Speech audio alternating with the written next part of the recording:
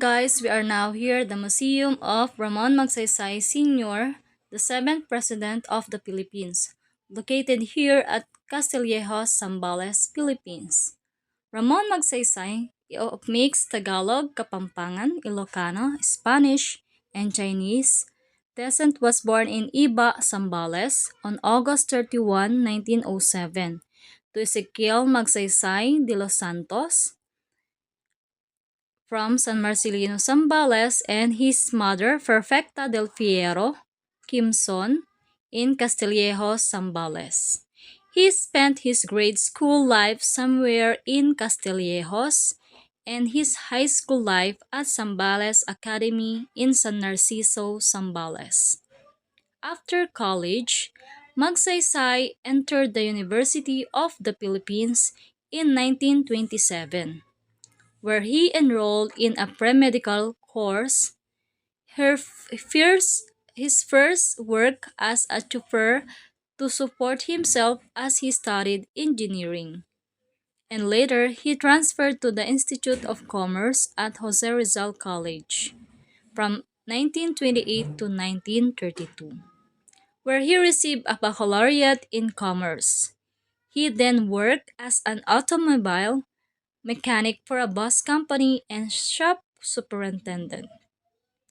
At the outbreak of World War II, he joined the motor pool of the 31st Infantry Division of the Philippine Army. When Bataan surrendered in 1942, Magsaysay escaped to the hills narrowly, evading the Japanese arrest on the list of 4 occasions. There he organized the Western Luzon guerrilla forces and was commissioned captain on April 5, 1942. For 3 years, Magsaysay operated under Colonel Merrill's famed guerrilla outfit and saw action at Sawang, San Marcelino, Zambales.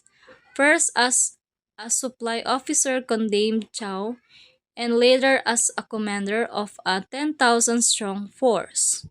Magsaysay was among those instrumental in clearing the Zambales coast of the Japanese prior to the landing of American forces together with the Philippine Commonwealth troops on January 29, 1945. He was married to Luz Rosario Banson on June 16, 1933, and they had 3 children named Teresita, Milagros, and Ramon Jr.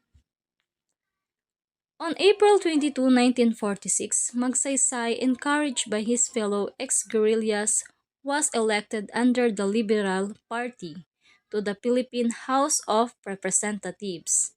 In 1948, President Manuel Rojas chose Magsaysay to go to Washington, D.C. as a chairman of the Committee on Guerrilla Affairs to help to secure passage of the Rogers Veterans Bill giving benefits to Philippine veterans.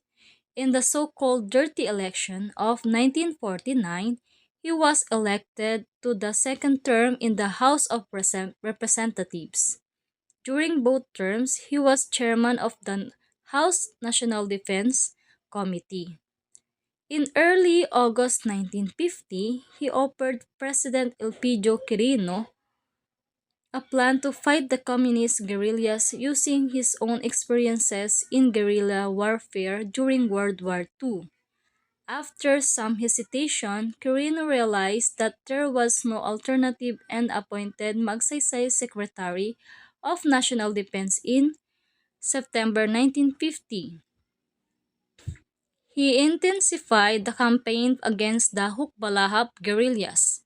This success was due in part to the unconventional methods he took up from a former advertising expert and CIA agent, Colonel Edward Lansley. Magsaysay was also the general manager of the Manila Railroad Company between October and December 1951. His tenure later motivated him to modernize the rail operators' fleet after stepping into presidency. He also said the first step in building was has been the discontinued Cagayan Valley Railroad Extension Project. Presidential elections were held on November 10, 1953 in the Philippines. Incumbent President Elpidio Quirino lost his opportunity for a second full term as President of the Philippines to former Defense Secretary Magsaysay. His running mate Senator Jose Yulo lost to Senator Carlos P. Garcia.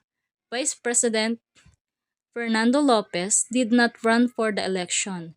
This was the first time that an elected Philippine president did not come from the Senate. Moreover, Magsaysay began the practice in the Philippines of campaign jingles during elections, for one of his inclination and hobbies was dancing.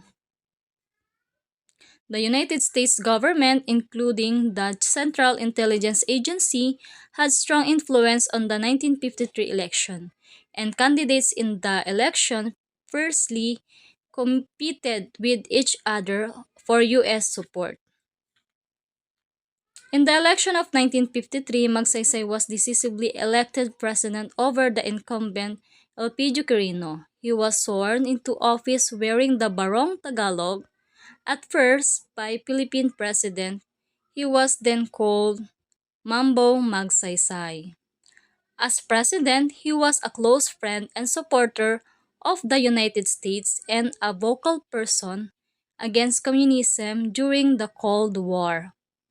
He led the foundation of the Southeast Asia Treaty Organization, also known as the Manila Pact of 1954, that aimed to defeat communist Marxist movement in South Asia, and the Southwestern Pacific.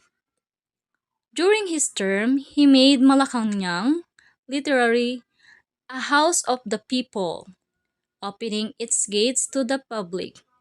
One example of his integrity followed a demonstration flight aboard a new plane belonging to the Philippine Air Force.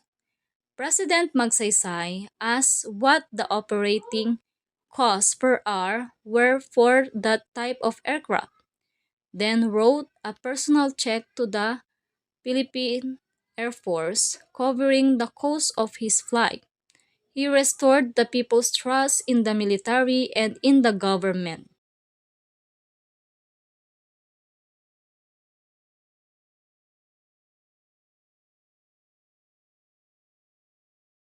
President Magsaysay enacted the following laws as part of his agrarian reform. Republic Act Number 1160 and 1954 abolished the last Deco and established the National Resettlement and Rehabilitation Administration. Republic Act Number 1199, Agricultural Tenancy Act of 1954. Republic Act Number 1400,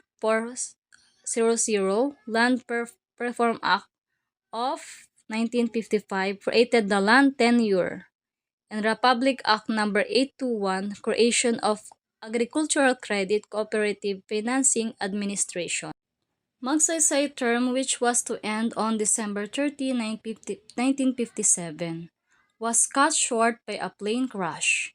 On March 16, 1957, Magsaysay left Manila for Cebu City, where he spoke at three educational institutions. That same night, at about 1 a.m., he boarded the presidential plane Mount Pinatubo, a C-47, heading back to Manila. In the early morning hours of March 17, the plane was reported missing. By late afternoon, newspapers had reported the airplane had crashed on Mount Manungal in Cebu, and that 36 of the 56 aboard were killed. The actual number on board was 25, including Magsaysay. Only newspaperman Nestor Mata survived. Vice President Carlos Garcia, who was on an official visit to Australia at the time, returned to Manila and acceded to the presidency to serve out the remaining 8 months of Magsaysay term. An estimated 2 million people attended Magsaysay's state funeral on March 22, 1957. He was posthumously referred to as the champion of the masses and defender of the democracy. Magsaysay administration was considered as one of the cleanest and most corruption-free in modern Philippine history. His rule is often cited as the Philippines' golden years. Trade and industry flourished, the Philippine military was at its prime, and the country gained international recognition in sports, culture, and foreign affairs. The Philippines placed second on the ranking of Asia's clean and well-governed countries. His presidency is seen as people-centered as government trust was high among to the Filipino people, earning him the nickname Champion of the Masses. And his sympathetic approach to the Hukbalahap rebellion that the Huk rebels were not communists. They were simple peasants who thought that rebellion was the only answer to their sufferings. He also gained nationwide support for his agrarian reforms on farmers and took action on the government corruption that is administration inherited from prior administration. That's all, guys. Thank you for watching. Please like and subscribe my channel, Lovely Flores Blog. Thank you and God bless you all.